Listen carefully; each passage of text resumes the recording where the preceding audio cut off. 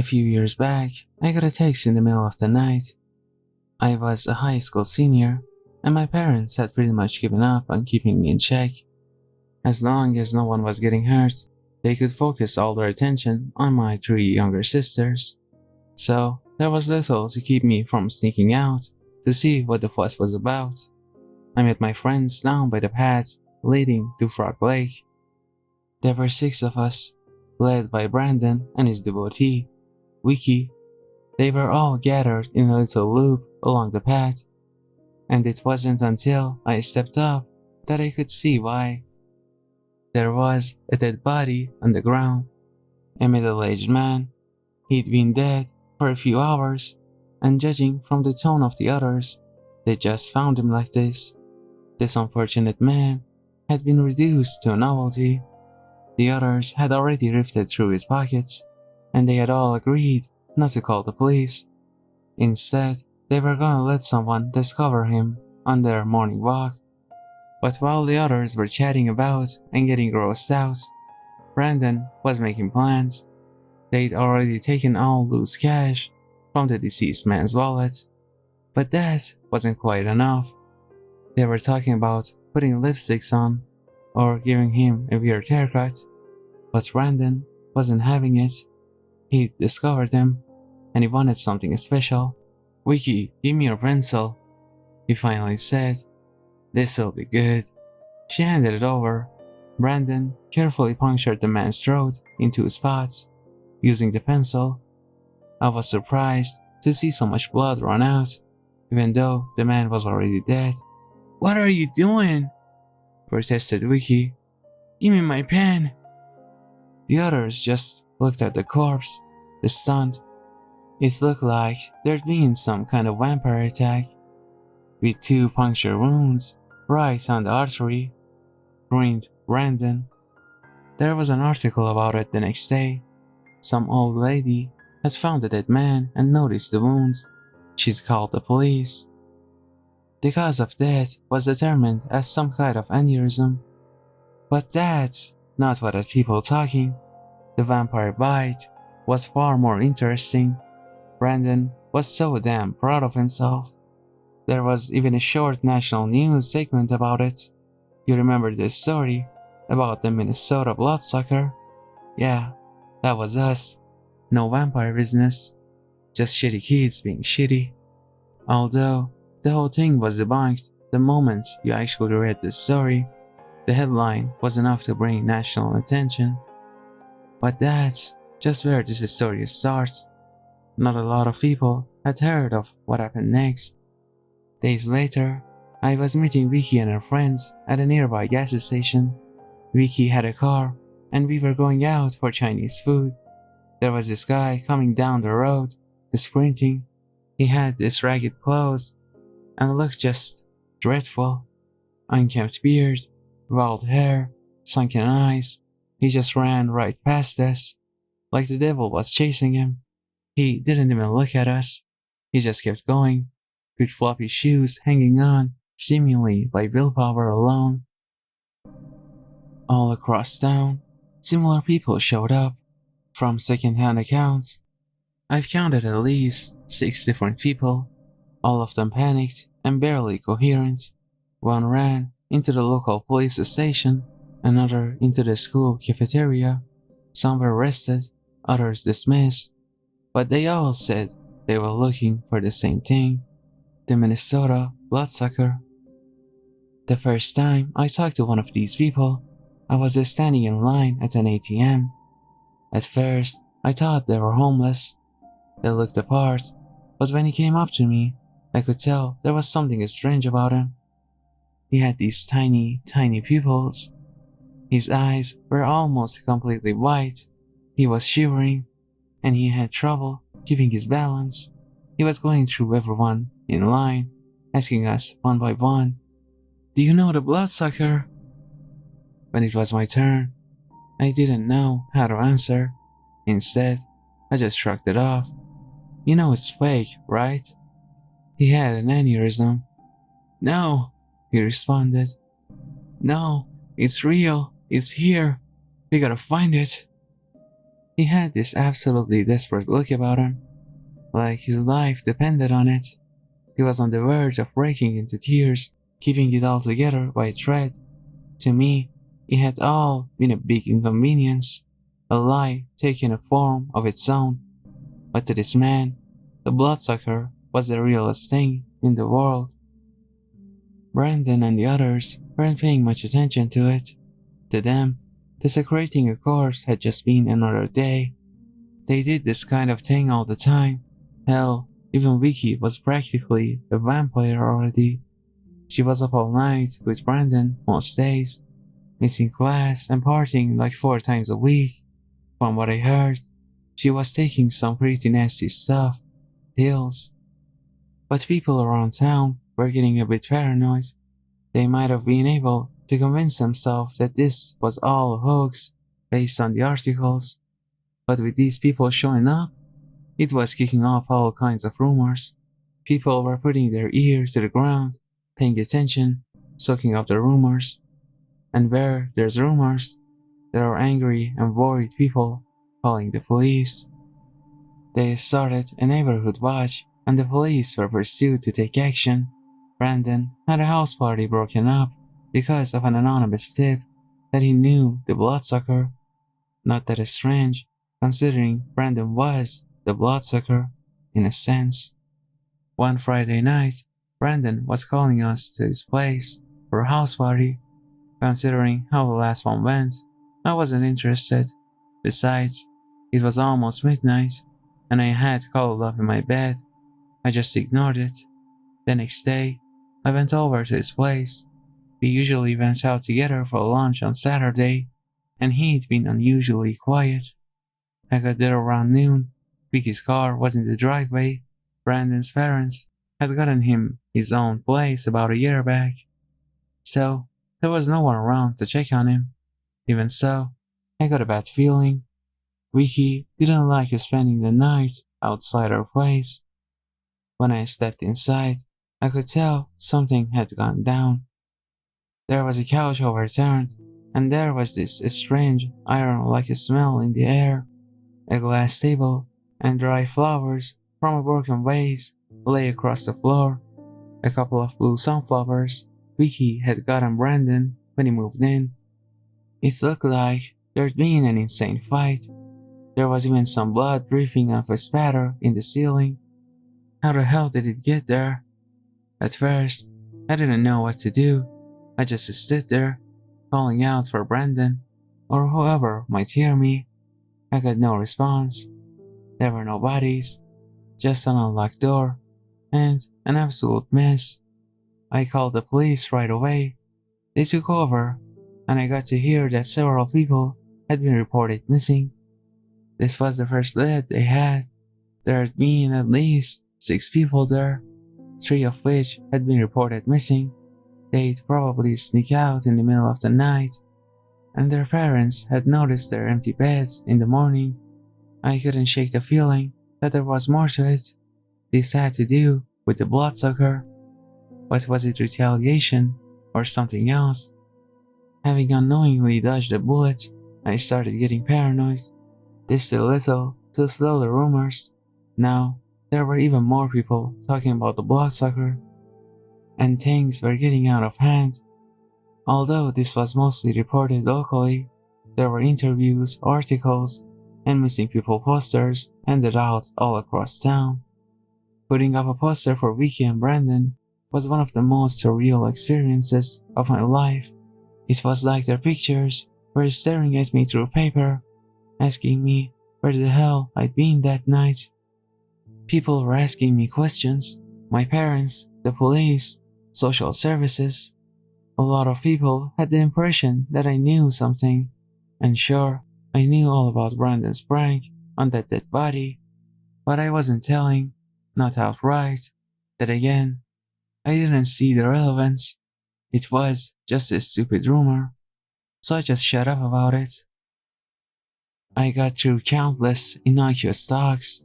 They were all being so friendly and understanding, but constantly prodding me. It's as if they just couldn't believe that I had no idea where Brandon and the others had gone.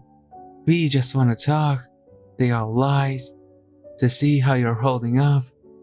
This painted an enormous target on my back. Everyone knew I spent time with Brandon and the others. So when days turned into weeks, people were growing desperate. I was getting dozens of calls a day. I remember once when the newspaper called to ask me about them, and I just screamed, "I don't know shit about anything. Maybe the bloodsucker got him. I don't know." Shouldn't have said that. I really shouldn't have. This just kicked everything up another notch. I was brought into the police station and interrogated. I was brought to the school counselor with my parents. There were endless phone calls from newspapers and worried parents, as well as a few internet nutjobs. The Minnesota bloodsucker was turning into a headline. People don't just go missing by themselves. I stopped going to school. Those awful moments in between classes, or when I walked around my own, just ruined my nerves. I imagined hearing people talking behind my back, or some unknown presence looking at me from afar. This rumor about the bloodsucker had taken over my life. I thought about telling the truth. I really did. But when you've lied for weeks on end, you can't just start changing your story overnight. My parents got me a cheap car, so I could go straight home from school. But cheap cars are cheap for a reason, and one night in late May, the thing broke down completely just off the highway. I'd been a bit careless and spent some time after school with a friend. I'd had a few beers and probably shouldn't have been driving in the first place. So I was a bit anxious about calling for help. I had to manually push the car off the road. It was almost 8 p.m. and there was an awful wind blowing, drops of rain smattering across the windshield, and this cold, howling sound echoing across the highway. There was a storm coming. Cars rushed by as I anguished about what to do. It was either my parents, the police, or AAA. I finally settled on calling my parents. I had my thumb hovering above the number for a few minutes, trying to build up the courage. I had been a pain in the ass lately, and this wasn't making things easier. The faintest smell of beer didn't help. There was no way for me to prepare for what happened next. It was quick. One of the ragged men had walked up to the side of my car with a tire iron. As I pressed the call button, I was showered in glass. Hands reached for me through the broken window. I kneed and crawled into the passenger side, trying to get away. I didn't even notice my hands were bleeding. Looking back at it, I realized there are a ton of blanks. I was panicking. I have no memory of it, but I think I was screaming. I remember my throat being raw as soon as I came to, but there, in that moment, I was just trying to get away. But I remember one moment clearly. As I got out on the other side of the car, I met the gaze of the strange man who attacked me. This time, his eyes were completely white. It was as if he was looking straight through me or seeing something in me that I wasn't. But those eyes, they haunt me. That's one thing I can't forget. I just ran. Just off the road was a large grassy field leading into a pine forest. It was easy to follow in my footsteps, but what choice did I have? It was like I'd forgotten how to breathe. My body just got into this weird autopilot mode, and I just kept going. I could hear her screaming, and there was rustling in the grass behind me. As I got to the edge of the forest, I went straight to the underbush. I cut myself raw on every kind of bush and thorn there was. They went from one person to four. It wasn't until I'd gained some distance that I heard they were actually calling out to me. It wasn't just the screams. "Please!" one of them screamed. "Please, sir, talk to us!" They all said the same thing. They pleaded. Their screams went from panic to furious to hopeless. They were just broken. I found a small hole, mostly covered by the side of a pine tree. I crawled in and reached for my phone. only to realize I dropped it in the car. It was probably still waiting for me to push down on my mom's number. I have no sense of how long I stayed there. Hours probably. I heard them shuffling about, looking for me.